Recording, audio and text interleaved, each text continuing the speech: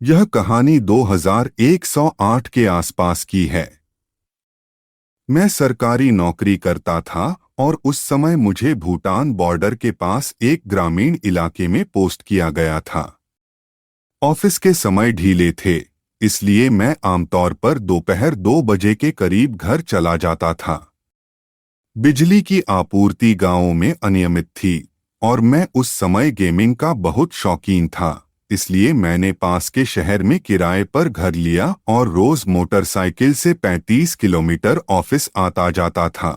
वह सड़क पक्की और अच्छी तरह से रखी गई थी, लेकिन 20 किलोमीटर तक कोई घर नहीं था, केवल कुछ जंगल के क्षेत्र थे। एक दिन जब मैं लगभग 3 बजे घर लौट रहा था, तो आधी दूरी तक पहुंच चुका था। रास्ते पर आमतौर पर कोई नहीं होता था। तभी मैंने देखा कि एक औरत, जो आदिवासी वेशभूषा में थी, सड़क के किनारे चल रही थी। मैंने पीछे मुड़कर उसे देखने की कोशिश की, लेकिन वह गायब हो चुकी थी। मैंने अपनी बाइक रोक दी। यह मेरी बड़ी गलती थी। उस समय दिन का उजाला था और मैं डरने की बजाय इस घटना की जांच करने के लिए उत्साहित था। हालांकि चारों ओर सिर्फ बांस के पेड़ थे और कोई घर नहीं था, इसलिए वह महिला कहीं जा नहीं सकती थी। कुछ देर देखने के बाद मैं घर चला गया। उस रात कुछ खास नहीं हुआ। मैंने रात 1 बजे के करीब सोया, लेकिन 3 बजे अचानक जाग गया, एक डर के साथ। मैं अपनी आंखें खोल नहीं पा रहा था और शरीर हिलाने में असमर्थ था। यह मुझे स्लीप पैरालिसिस लगा, जो मुझे पहले भी कई बार हो चुका था। मैं शांत रहा और सब ठीक होने का इंतजार करने लगा। तभी मुझे लगा कि कोई मुझे पीछे से पकड़ रहा है। उसके हाथ बेहद ठंडे थे। अब मैं डरने लगा।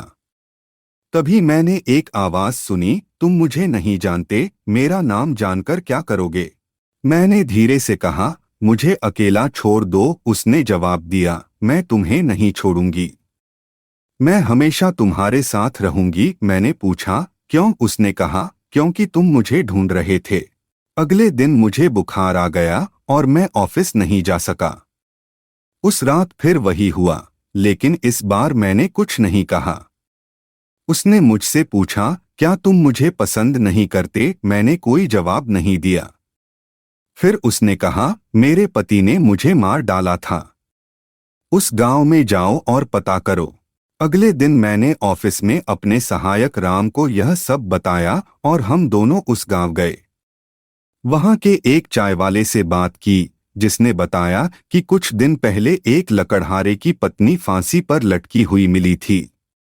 गांव में ये कहा जा रहा था कि उसका पति उसे मारना चाहता था क्योंकि वह 5 साल से संतानहीन थी। राम मुझे एक तांत्रिक के पास ले गया, जिसने कहा कि मैं गलती से उस जगह रुक गया था और भगवान की कृपा से मैं अभी तक सुरक्षित था। उसने मेरे लिए पूजा की और राख दी, जिसे मुझे अपने दरवाजे और बिस्तर के पास छिड़कने को कहा। मैंने वही किया और उसके बाद मुझे कभी परेशान नहीं किया गया।